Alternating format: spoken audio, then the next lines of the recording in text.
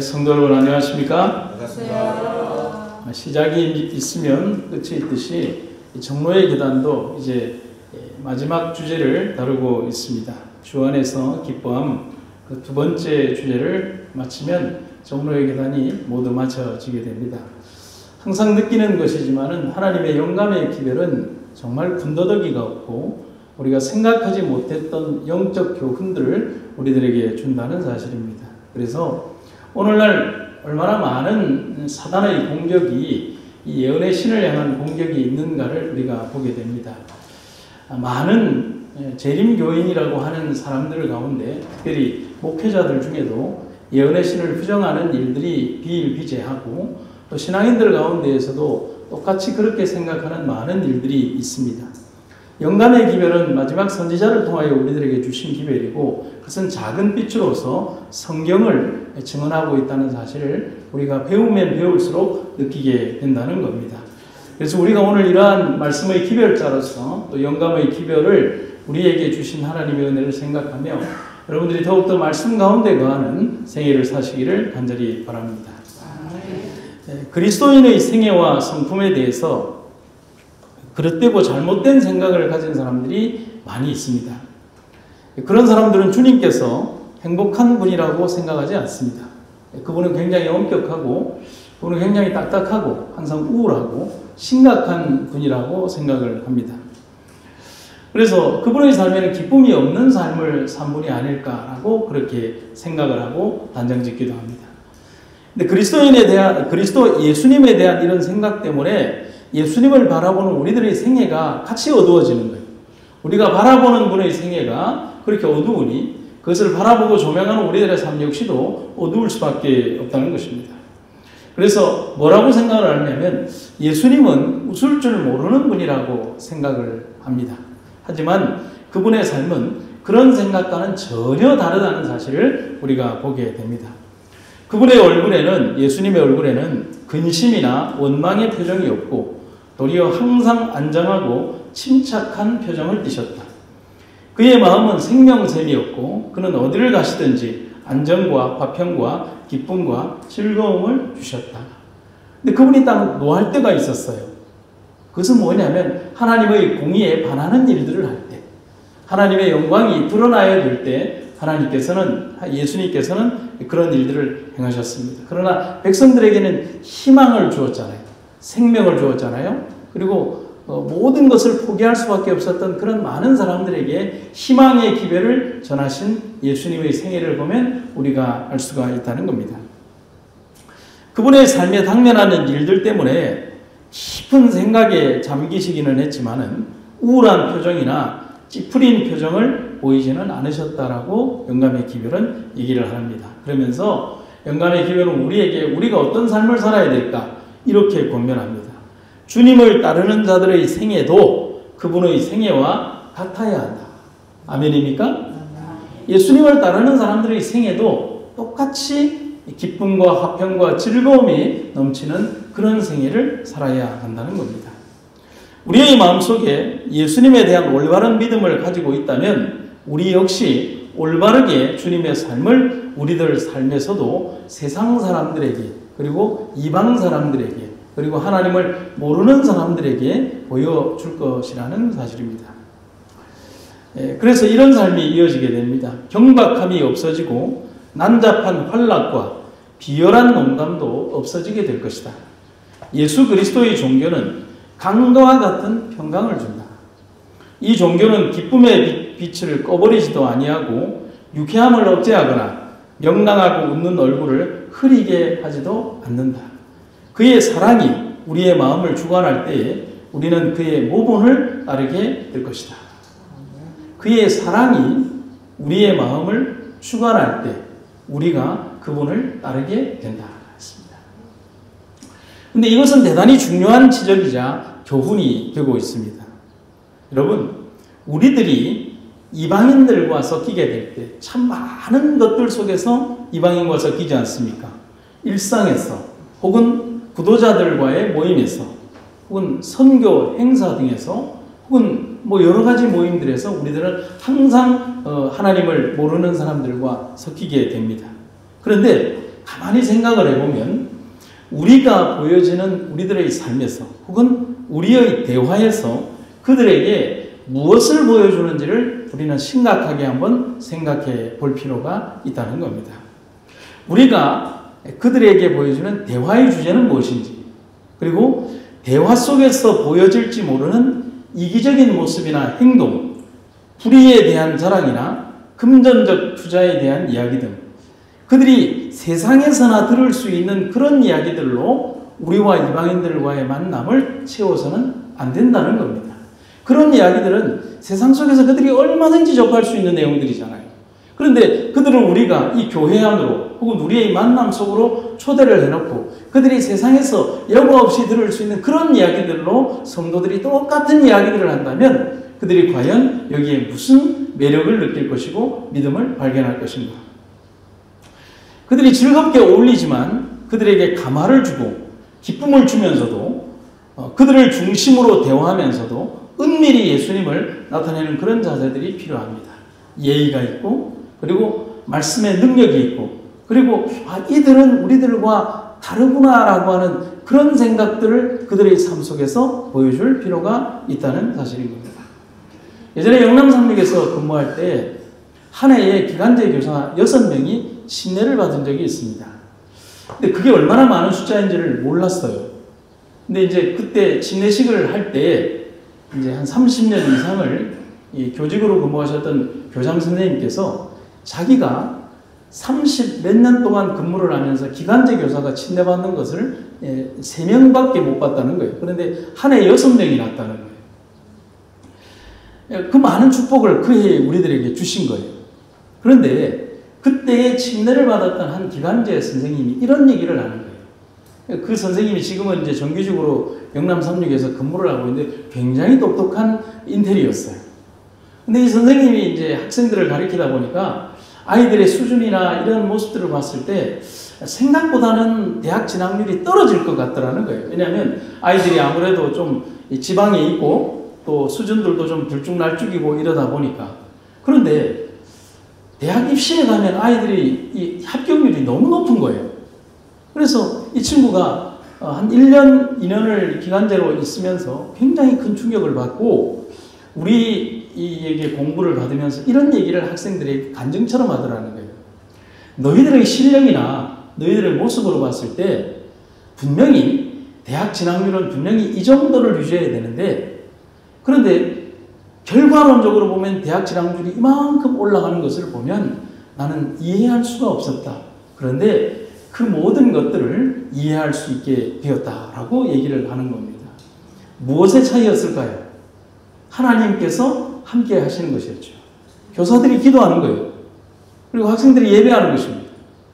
그리고 학생들과 함께 안식일 오후가 되면 저녁 늦게 모여서 이 자는 아이들을 다 끼워서 그 학교 운동장에 다 모아놓고 100명, 200명이 모여서 찬미를 하면서 일몰 예배를 드리는 겁니다. 우리보다 나아요. 우리의 삶 속에서 우리가 그러한 경건성을 회복하고 그런 모습들을 사람들에게 보여줄 때 이제 그렇게 하면서 기간제 선생님들이 일몰 예배에 참여하고 성경 공부 모임에 참여하고 그렇게 하면서 그 해에 6명의 기간제 선생님들이 침례를 받게 된 겁니다. 여러분, 우리가 그들에게 감화를 주고 기쁨을 주면서도 정말 예의와 범절과 그리고 모든 것들을 갖춘 그리스도인의 모습을 이방인들에게 보여줘야 될 책임이 있다는 것입니다. 그래서 예수님을 나타내는 그런 자세의 삶을 우리가 살아갈 수 있기를 우리가 주님 앞에 기도하시기를 간절히 바랍니다. 곧 예수님을 아름답게 세상에 나타낼 책임이 우리에게 있다는 겁니다. 그런데 여러분 그거 아십니까? 그런 행동이나 그런 결과와 그런 말은 갑자기 노력한다고 보여지는 것이 아닙니다. 여러분 그런 거와 같잖아요. 서울아이로 보여지려고 열심히 노력하는 지방 학생들이 있어요. 그래서 설교 시간에 막 이렇게 뭐 되도록이면 서울말 쓰고 표준말 써서 자기의 모든 것들을 다 이렇게 다 감추고 살았는데 저희가 옛날에 기숙사 때 이제 아침 예배나 저녁 예배를 이제 신학생들이 드리는데요. 하다가 보면 참 재밌는 얘기들이 많이 나와요. 뭐 예화 얘기를 하면서 신학생이 막 열을 올리면서 이제 이 기숙사생들 모아놓고 이렇게 이제 설교를 하죠. 아, 그 선장이 배를 타고 가는데 그 갑판이 불라지고 뭐 이러는 것입니다. 불라지고라는 말은 표준말이 아니잖아요. 뭐 전라도 신학생도 마찬가지예요. 잘 표준말로 가다가 그리 하셨는데 뭐 이런 식으로 이제 뭐 중간중간에 막 튀어나오는 겁니다. 그러면 그 뒤에 이제 신학과 3학년들끼리는 설교 수업 시간에 서로 평가하는 게 있거든요. 그럼 거기에 막 체크를 하면서 막 웃고 그런 경험들이 있는 거예요. 이런 행동이나 말들은 갑자기 노력한다고 바뀌어지는 게 아닙니다. 삶에서 축적되어 나오는 것입니다. 우리가 다른 사람의 불친절하고 온당치 않은 행위만을 자꾸 생각하면 우리는 그리스도께서 우리를 사랑하신 것처럼 그 사람을 사랑할 수 없게 될 것이다. 그러나 만일 우리가 우리에게 대한 그리스도의 놀라운 사랑과 긍휼을 깊이 생각할 것 같으면 그와 동일한 정신이 흘러나와서 다른 사람에게로 비치게 될 것이다. 우리는 다른 사람의 허물과 불완전함을 보지 않을 수 없을지라도 서로 사랑하고 존경해야 한다. 겸손하고 자기를 의지하지 않는 정신을 길러야 하며 다른 사람의 허물에 대하여 참으며 동정해야 한다. 한 구절을 더 읽겠습니다.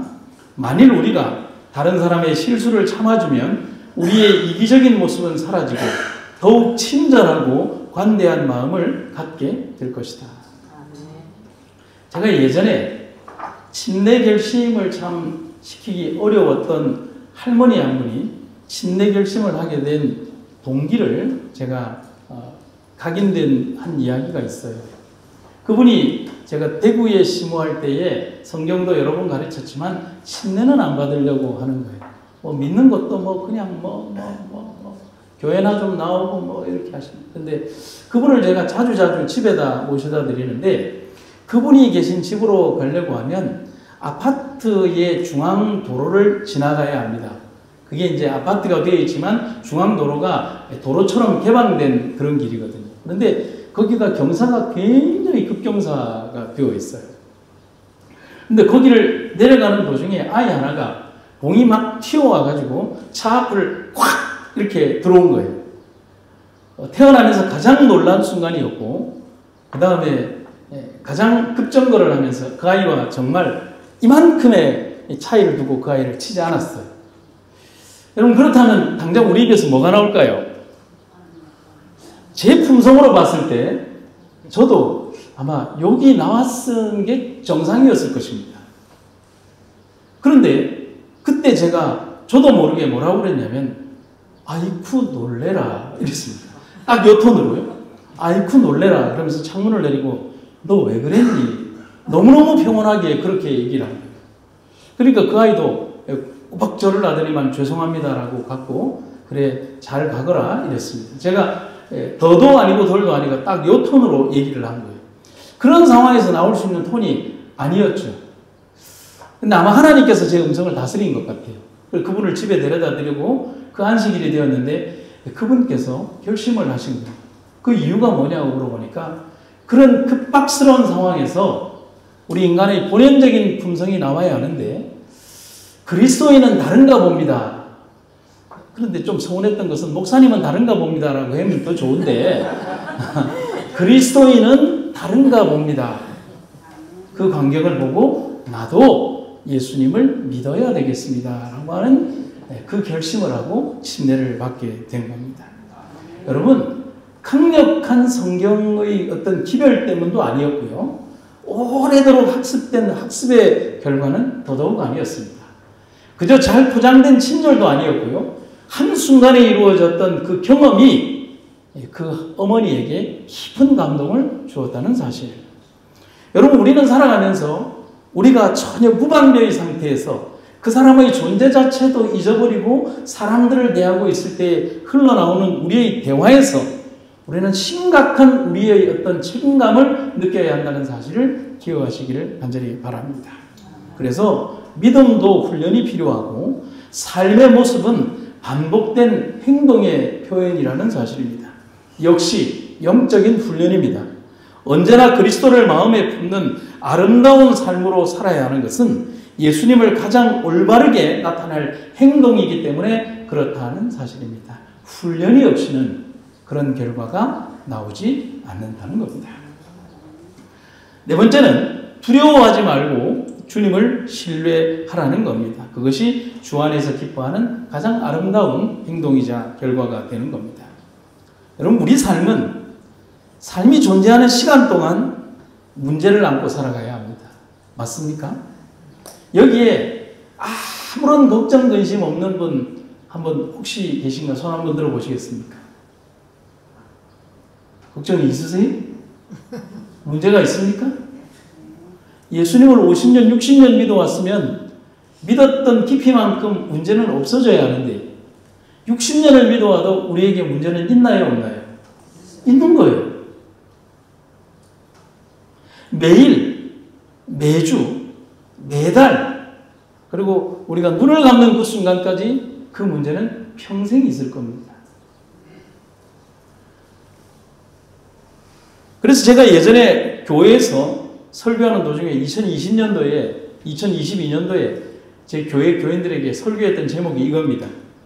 기도할 목록이 더 많아집니다. 살아가면서 기도할 목록이 계속 줄어야 하는데 기도할 목록이 계속 많아지는 거예요. 그럼 그렇지 않나요? 내 자녀를 낳으면 그 자녀를 낳기 전에 아이를 낳게만 해주시면 감사한다고 했는데 아이를 낳고 나니까 기도할 목록이 이만큼 더 늘어나요. 아이가 자라니까 이만큼 늘어나고요. 아이가 중고등학교 하니까 이만큼 늘어나요. 대학교를 하니까 이만큼 늘어나고, 아이고 시집장가 가면 모든 짐에서 벗어날 것 같은데 시집장가를 가오니까 짐이 이만큼 늘어나는 거예요. 기도할 목록이 죽을 때까지 늘어나는 거죠. 제가 언제 이 주제를 한번 가지고 꼭 여러분들에게도 이 설교를 한번 드릴 겁니다. 기대하십시오. 삶을 살다 보면 문제가 있고 문제를 해결하면 더 큰 문제가 있고 또 문제를 해결하면 역시 또 다른 문제를 맞이합니다. 산 하나를 넘으면 산이 없을 줄 알았는데 앞불사 올라가니까 보이지 않던 산이 다 보이는 겁니다. 그런 거와 똑같잖아요. 어떻게 해야 할까요? 저는 지금 여러분들에게 그러면 우리가 그런 일들에 좌절하고 살아가라고 말씀드린 걸까요? 아닙니다. 결국 우리는 무엇에 집중하며 살 것인가를 결정해야 한다는 겁니다. 우리는 수많은 문제에 집중하며 괴로워하며 살 것인가? 아니면 하나님을 바라보고 모든 문제를 맡겨버리고 주님 안에서 살아갈 것인가? 여러분, 후자를 선택하신 여러분들이 되시기를 간절히 바랍니다. 또한 여러분들의 삶이 이미 두 번째를 선택하며 살아오신 삶이라고 저 역시도 믿습니다. 그대 자신을 예수님 손에 의탁하라. 그리고 염려하지 말라. 하나님께서 은혜를 베푸실 것을 잊어버리고 계신 것처럼 생각지 말아라. 예수님께서는 살아계시며 너를 떠나지 않으실 것이다. 주님께서 너의 참모와 후원자가 되시며 너의 전위와 후위가 되시기를 기원한다. 나의 앞과 나의 뒤에서 그리고 나의 참모가 되셔서 나를 지키시고 인도해 주신다는 사실. 너는 혼자가 아니야. 너는 혼자였던 적도 없고 너는 내팽개쳐졌던 적도 없고 너는 너 혼자서 그런 모든 짐을 진 적은 단 한 번도 없어. 항상 내가 너와 함께 있었어. 그리고 그 기별은 우리가 하나님에게 맡겼다면 그 결과마저도 두려워하거나 혹시 그 결과가 우리의 뜻과 다른 결과가 나왔다 할지라도 서운해하지 말라고 우리에게 권면하고 있습니다. 그대들을 도우시는 하나님을 의지하고 그대들이 할 수 있는 것을 다음에는 그 결과가 좋든지 나쁘든지 달게 받아들여라. 그 이유는 무엇일까요? 우리가 생각하는 나쁜 결과란 뭘 말하죠? 어떤 결과를 말합니까? 우리가 생각하는 나쁜 결과는 손실이나 지연된 결과를 말합니다. 그거 위에 뭐가 있나요? 하지만 하나님이 우리에게 그 모든 것들을 허락하셨다면 그것은 이유가 있는 겁니다. 왜 하나님께서 오늘 우리에게 손실을 주셨을까? 우리에게 좌절을 주셨을까? 13년의 억울한 옥살이를 요셉에게 허락하셨을까? 풀무불의 고통을 허락하셨을까? 지금은 알 수 없을지라도 우리를 위해 모든 것을 아시는 주님이 우리에게 가장 좋은 것을 주시는 것입니다. 우리를 위하여, 미래에 더 나은 것들을 위하여, 그리고 우리를 더 크게 쓰시기 위하여, 우리를 하늘의 이 품성에 합당한 사람으로 만들기 위하여, 오늘 우리가 보기에는 실패나 좌절이나 그리고 지연된 것이라 할지라도 그것이 결국에는 우리를 위하여 허락하신 하나님의 또 다른 섭리라는 사실을 우리는 기억하며 살아가야 하는 겁니다. 오래전, 지금으로부터 한 5, 6년 전에 제가 심호하던 시골 교회에 목사님 부부가 요양차 오시게 되었습니다. 사모님이 암에 걸리셔서 마지막 투병을 하기 위하여 그 산골 깊숙한 곳으로 오신 겁니다. 근데 암으로 죽어가던 사모님의 마지막을 준비하면서 남편이신 목사님이 이 장례식을 준비하는 저에게 사모님이 쓰셨던 찬미가를 주시면서 그렇게 부탁을 하셨어요. 그저 장례식 찬미가를 하지 말고 우리 집사람이 제일 좋아하는 찬미가를 여기에 표시해 놨으니 모든 찬미를 우리 집사람이 좋아했던 찬미로 좀 해주면 좋겠다. 전 거기에 참 많은 생각을 했어요. 여러분 저기 찬미가에다가 좋아하는 이런 거 꼭꼭 해놓으시기 바랍니다. 그래서 장례식에 가장 내가 좋아했던 찬미로 꾸미는 것도 의미가 있었어요. 그런데 제가 사모님의 찬미가를 받아들고 첫 장을 이렇게 딱 넘기는 순간 사모님께서 기록해 놓은 글귀가 있었습니다. 마지막 죽기 직전까지 사모님께서 가장 좋아하셨던 한 문장의 글귀. 하나님이 주시는 것이 가장 좋은 것입니다. 비록 그것이 우리가 이해할 수 없는 죽음이라 할지라도 말입니다. 예수님의 기도에서 우리는 죄된 세상에서 살아가는 우리들에게 흔들림과 환난 그리고 고통이 전혀 없는 이 땅의 삶을 허락하지 않으셨습니다. 그분은 그 모든 고통과 어려움에서 이기고 극복하고 승리하는 삶을 살라고 말씀하시고 기도하셨습니다. 내가 지금 아버지께 기도하는 것은 이것입니다. 곧 그들을 세상 밖으로 데려가 달라는 것이 아니라 그들을 악한 세력으로부터 지켜달라는 것입니다. 세상 밖에서 바람이 전혀 없는 그런 온실에서 혹은 전혀 외풍이 없는 그런 곳에서 살게 하는 것이 아니라 세상의 모진 바람을 받으면서도 지키고 또 보호함을 받으면서도 그들 스스로가 굳건히 붙드는 그런 강한 믿음의 소유자들이 되는 것이 저의 목적입니다. 여러분, 사단이 우리에게 주고자 하는 것은 두려움과 공포 그리고 삶의 애환과 두려움, 슬픔입니다. 하지만 하루 만에 지는 꽃일지라도 아름답게 채색하고 물들이고 보호하시는 하나님이 우리의 하나님이십니다. 우리가 두려워해야 할 어떤 것도 없음을 기억해야 합니다. 여러분, 저기에 가면 화단에 보면 풀들이 있잖아요. 그 풀들, 꽃이 아니라 풀들만 봐도요. 그것을 아주 고배울의 현미경으로 보면 그저 하찮게 지나갈 수 있는 그 풀들에도 얼마나 아름다운 문양을 채색해 놓았는지 모릅니다. 그것은 그 모든 것들에 하나님께서 함께 하신다는 뜻입니다. 여러분, 우리의 마음에 하나님을 두지 않을 때, 우리가 이기적인 마음과 탐욕에 지배될 때 우리는 사단이 원하는 삶을 살게 될 것입니다. 여러분, 우리가 이 생에서 삶의 가장 올바른 선택을 하며 살아가는 여러분과 제가 되기를 간절히 바랍니다. 이기적인 행복은 쉽게 사라져버립니다. 이러한 행복은 사람을 고독하고 슬픔으로 가득 차게 만든다. 그러나 하나님을 섬길 때에는 참되고 계속되는 기쁨이 있다. 그리스도인에게는 그들을 인도하는 분이 계시다. 그리스도인은 과거의 일 때문에 슬픔에 잠길 필요가 없다. 혹 이 땅에서 어떤 즐거움을 놓칠 수는 있으나 그들이 하늘에서 누릴 그 기쁨을 생각할 때면 행복해질 수 있다.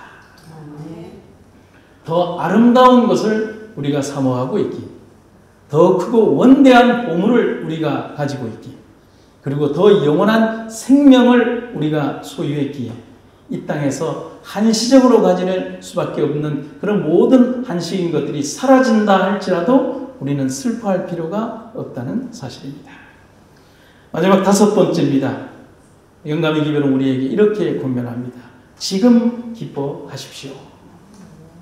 그리스도인들은 비록 이 세상에서라도 그리스도와 교통하는 기쁨을 누릴 수 있으며 그의 사랑의 빛과 우리와 함께 하심으로 받는 영구적 위안을 누릴 수도 있다. 우리 생애의 매 발걸음은 우리로 하여금 그의 사랑을 더욱 깊이 체험하게 되고 복된 평화의 본향으로 한 걸음 더 가까이 나아가게 할 것이다. 그런즉 우리가 우리의 담대함을 버리지 말고 전보다 더욱 굳은 확신을 가지자. 여호와께서 여기까지 우리를 도우셨으니 그는 또한 끝까지 우리를 도우실 것이다. 우리는 살아가면서 우리를 끊임없이 괴롭히고 공격할 사단의 시험을 생각하지 않을 수 없습니다. 사단은 지치지 않습니다. 사단은 지칠 수가 없어요.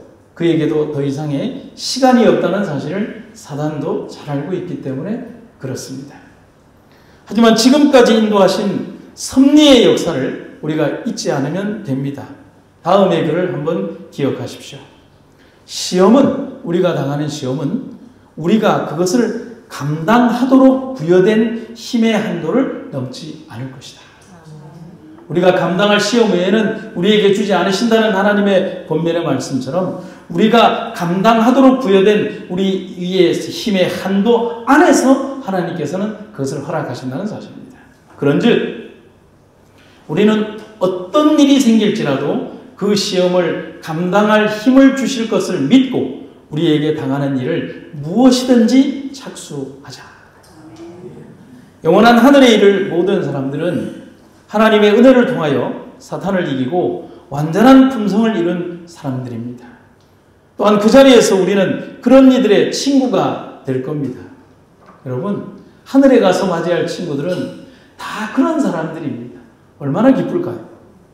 그들의 품성에 대한 표현이 이겁니다. 죄를 짓고 싶은 모든 욕망이 그리스도의 피로 제거된 사람들이 그 자리에 모이는 겁니다. 그런 놀라운 선언의 주인공으로 살아갈 그날을 그리면서 오늘을 이겨낼 수 있다면 우리는 오늘 얼마나 기쁜 삶으로 하루하루를 살아갈 수가 있을까요? 사랑하는 여러분, 주님 안에서라면 우리는 기쁜 삶을 살아왔을 것이고 또 살아가고 있으며 살아갈 것이라는 사실을 기억하시기를 간절히 바랍니다. 마지막 권면이자 부탁의 글로 영감의 기별인 정로의 계단을 마감하도록 하겠습니다. 우리는 주께서 우리를 위하여 어떻게 행하신 것을 기억하게 하는 기념비를 바라보자. 우리는 하나님께서 우리에게 베푸신 모든 인애와 자비, 눈물을 씻어주신 것을 언제나 새롭게 기억하자. 그리하므로 우리의 나그네 생애의 여생을 통하여 우리 앞에 있을 모든 난관을 위하여 우리 자신을 굳세게 하자. 사랑하는 주님, 우리에게 베푸신 이 은혜의 시간들을 우리가 가장 복되고 아름답게 지내며 주님 나라에 이르는 여러분과 제가 되기를 간절히 바랍니다. 하나님께서 우리의 삶에 영광의 그날까지 이끌어 주실 것을 믿습니다. 사랑과 은혜가 충만하신 아버지, 주님의 돌보심과 은혜 가운데 우리를 이끌어 주셔서 감사합니다. 크시고 아름다운 은혜 가운데 거하는 우리의 삶이 되게 하시고 정로의 계단의 기별처럼 우리의 한순간 한 걸음의 발걸음들이 주님께 나아가도록 주님 인도하여 주시옵소서. 우리를 위하여 이렇게 보석 같은 주님의 말씀들을 허락하신 주님의 은혜를 감사드리며 말씀의 은혜 가운데 살며 말씀을 실천하는 아름다운 삶으로 살아가게 하여 주시옵소서. 예수님의 이름으로 기도드립니다.